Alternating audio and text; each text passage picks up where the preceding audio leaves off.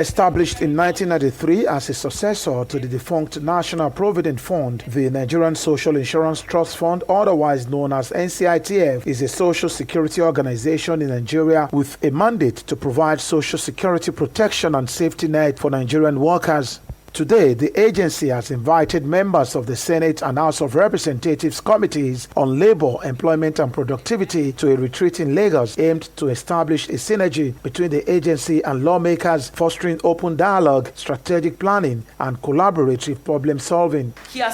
Managing Director of the Nsitf, Oluwaseun Faleye, while speaking at the retreat, disclosed that the Nsitf has registered over 164,000 employers and 8.4 million employees, while conducting 25,000 occupational safety and health activities. Faleye, who said the Nsitf is also considering extending social insurance cover to members of the National Youth Service Corps, emphasized the need for the government to rethink and strengthen the agency. It's something that we are mulling over to see from our end how best to give the Youth Corps members some level of social insurance cover, particularly given that they are exposed in traveling from one location to the other. We've had instances of cases where in the course of their service of fatherland, they've been injured. So we've lost men and women that could have had to add to the productivity of the country. We think that at Nsitf, under the auspices of the employee compensation scheme, we can work out a social protection platform for them that at least gives them the sort of peace of mind that they deserve in their service. Senator Diket Plank, chairman of the Senate Committee on Employment, Labor and Productivity, described the retreat as timely and essential for understanding how to tackle issues surrounding compensation for injured and diseased workers. He expressed confidence that the retreat will lead to a more successful Nsitf. The legislators, the executive, and the NDA have full understanding of the challenges and dreams, and we're all on the same page. This will lead to a better, more progressive, more stabilized Nsitf. So I'm happy.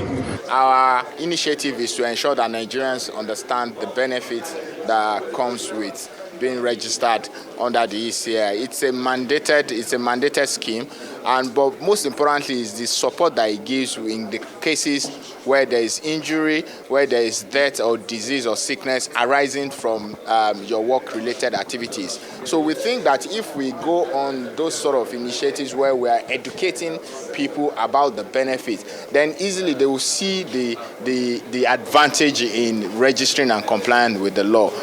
Senator Victor Ume urged the agency to invest funds realized from the 1% workers' contribution in building affordable housing for workers to reduce the housing deficit in the country.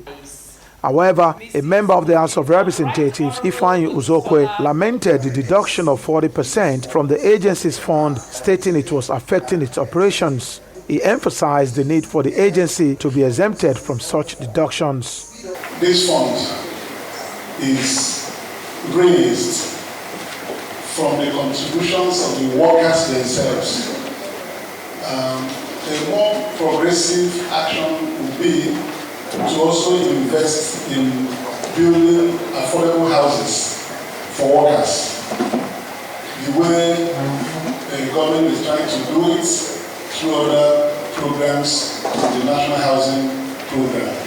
Other issues raised included the inability of the agency to access government contributions regularly, the non-digitization of its processes, and the inability of compliance officers to register MDAs. Despite these challenges, lawmakers praised Faleye and his team for ensuring that injured workers received compensation promptly and promised to debate the challenges on the floor of the House. Oba Adeoye, Arise News, Lagos.